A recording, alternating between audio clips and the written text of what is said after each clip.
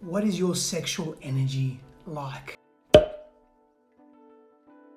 What category do you fit into?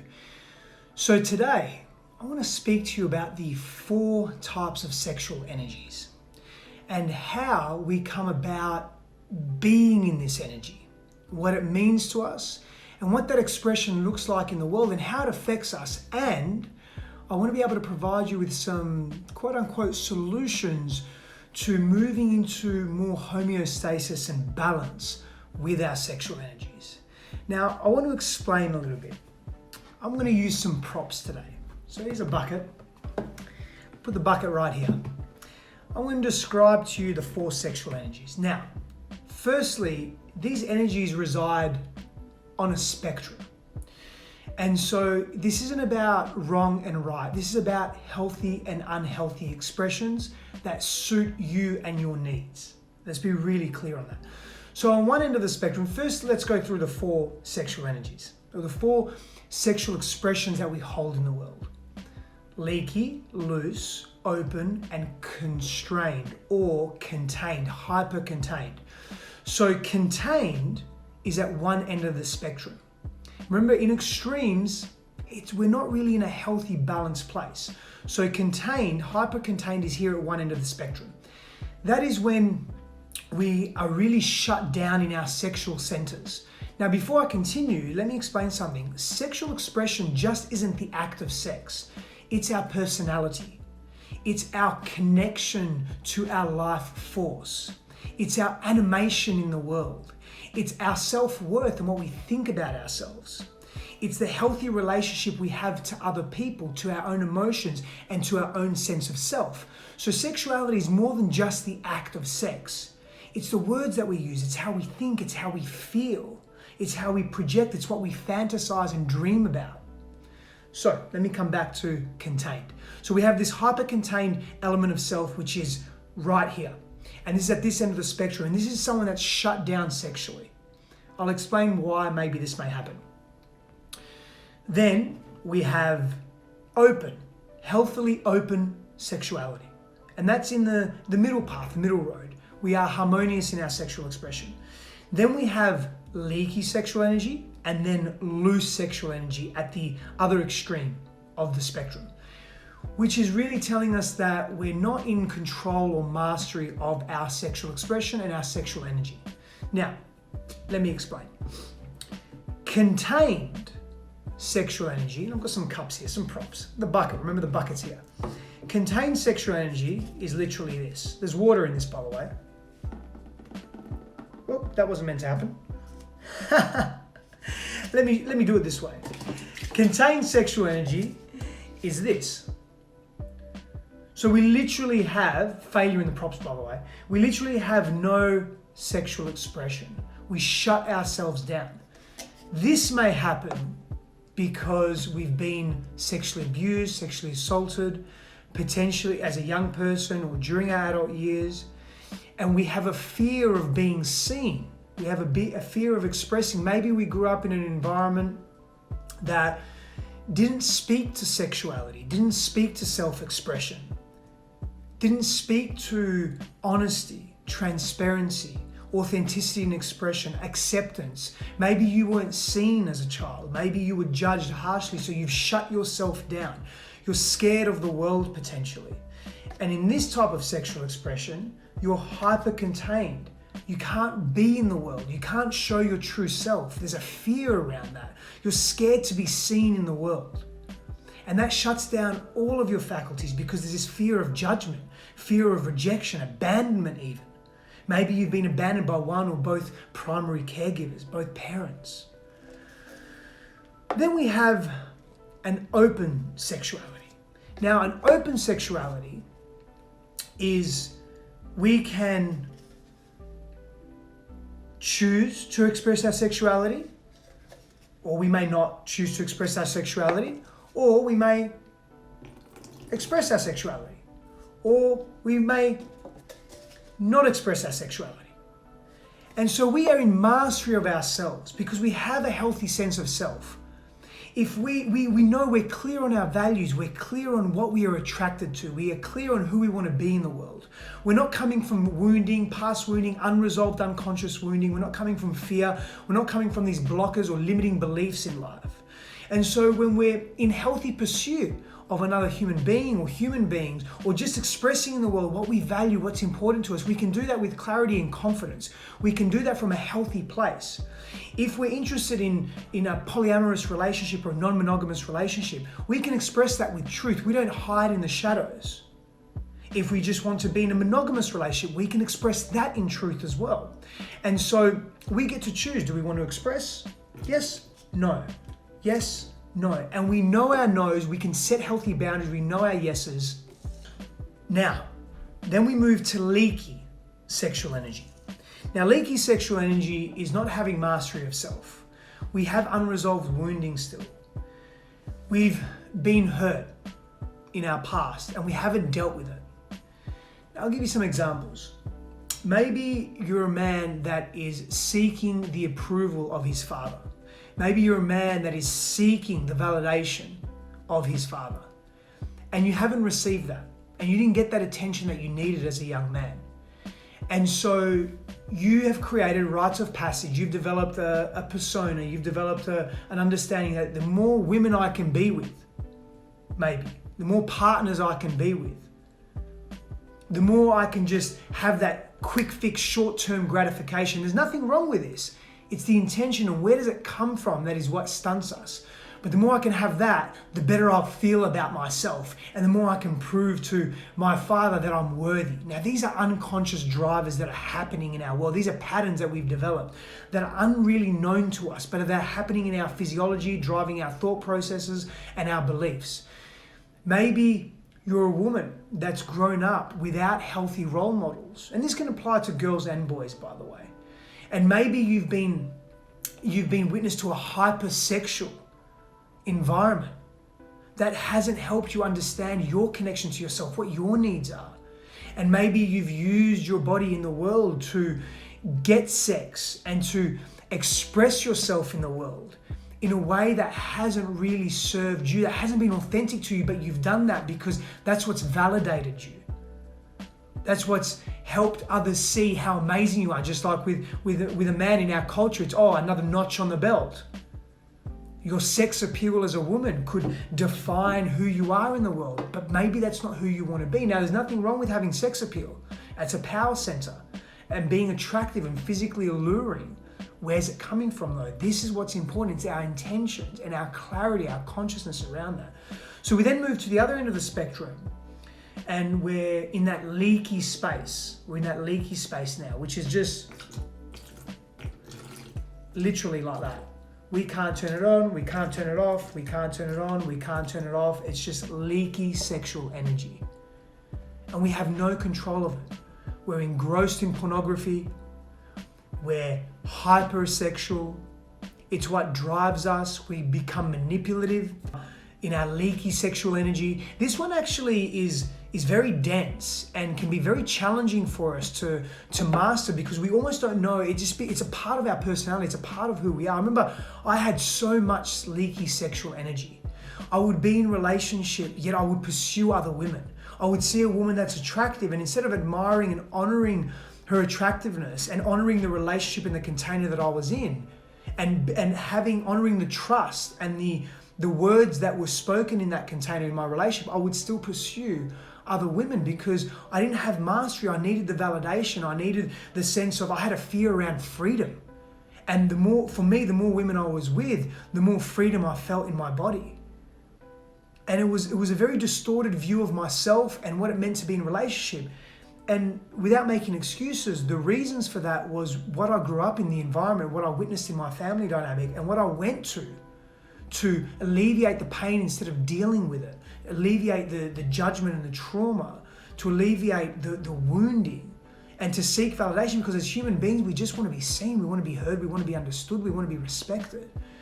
And if we don't have a healthy avenue to do that, and if we're not shown, particularly boys, males, men, if we're not shown how to do that, what generally happens is we create our own, and we create extreme rites of passage and extreme ways of understanding ourselves, because we need that hit. It builds, the extremity builds upon itself. So I had a lot of leaky sexual energy. And then we have loose sexual energy. And loose sexual energy looks like this. There is no container on it. There is no lid on it. We are just wild with our sexuality. And I'm not talking about a healthy, wild, healthy connection to the dark sexual self. I'm talking about a very distorted view of self, where we've moved beyond manipulation, where we're forcing ourselves onto others. There's definitely manipulation there, but at a deeper level. And that's a very unhealthy connection to self. And so, in order for us to move from, there's no more water in here now, but a loose sexual energy to a leaky sexual energy to a healthy sexual energy where I'm choosing actively to release, or I'm not. And I'm very clear on who I am. And I don't have to be, when we're in that healthy, open sexuality, we don't have to creep. We can go up to someone that we're attracted to, and we can say, I find you really attractive. And say that from a heartfelt place, from a place of connection here, and in our sexual center. And when we master that connection between cognitive mind, open heart, and grounded sexuality, we move through the world in a connected way. We move through the world in a way that tells people, this is who I am, and I'm not afraid of who I am. We don't move in the shadows. I moved in the shadows for so long. I know so many that did and do. And it destroys relationships because we can't be honest. We can't be honest because we can't be honest with ourselves. We're afraid of who we are. We don't like who we are. We despise who we are. And this leaky, loose, and even very contained sexual energy, where we want to be sexually expressive, but we can't. We just can't. We try and we try and we try. It's coming from a wounded place. It's coming from a place of not being connected to self, not being self-aware, not loving self. And so what do we do if we're in that hyper-contained place? When we're in this place where we want to be expressive, but we can't. There are so many things that we can do. The fundamental thing is seek professional help. Seek someone that can guide you through deeper processes of self-love, learning to appreciate who you are, understand who you are, help you through your childhood wounding and trauma. Whether it's a counselor, a coach, myself, I help people do this on a regular basis, on a daily basis. I help people relate to themselves in a clarifying, open way, in a healthy way. We do that by clearing up the past, by getting clear on who they want to be, making decisions, encouraging people and empowering people to make decisions in the now that change their neurological pathways, behavioral, relational, emotional pathways. These patterns that are entrenched within us that we get to change with awareness and with specific tools. That's the first thing I say. But if you're in that hyper contained where you want to express but you can't, begin journaling. Begin journaling and expressing yourself, learning to express yourself in deeper ways. This can be profoundly empowering. And when you do that, you get to understand and know yourself a little bit better. Maybe write a letter of forgiveness to someone that hurt you. Begin to practice expressing. Maybe it's going to a cuddle party or something like that. I laugh because there's a value in these things. There's value in connecting to ourselves in this way. So maybe it's making time to be with friends and just expressing how you feel about them, how you care about them. Practice expressing yourself. Practice getting clear on your healthy boundaries. Know what your no is and know what your clear yes is. Know what your fuck yes is and know what your hell no is. So you practice expressing that, whether it be in a professional environment or whether it be in your personal relationships. And doing that from a place of calm, not from a place of emotional charge. Learn to emotionally move emotions or physically move emotions through the body somatically. What happens when we're in our leaky sexual energy? This is important as well. What do? We have to put a container on that. Again, I'll revert back to dealing with our past wounding. Self-worth is really important here. So important. It's slowing everything down. It's choosing to be honest with the areas of your life that you can be honest in. So here is something. A lot of this, whichever end of the spectrum we're on, it's around self-worth. Our self-worth is very low. We don't rate ourselves. We don't believe in ourselves. We don't care about who we are. We come from a place of fear. And so these fearful impulses drive us to behave in extreme ways that are hyper selfish.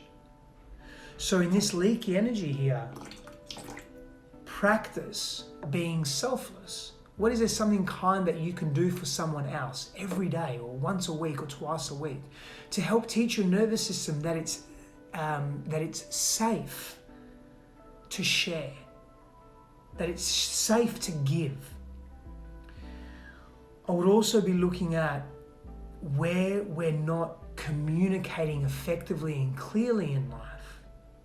Where are you losing parts of yourself and it's showing up in your sexual energy? In other words, where are you really frustrated in your life and you're using pornography or you're objectifying other people, women or men, and you're using them as tools for immediate short-term gratification?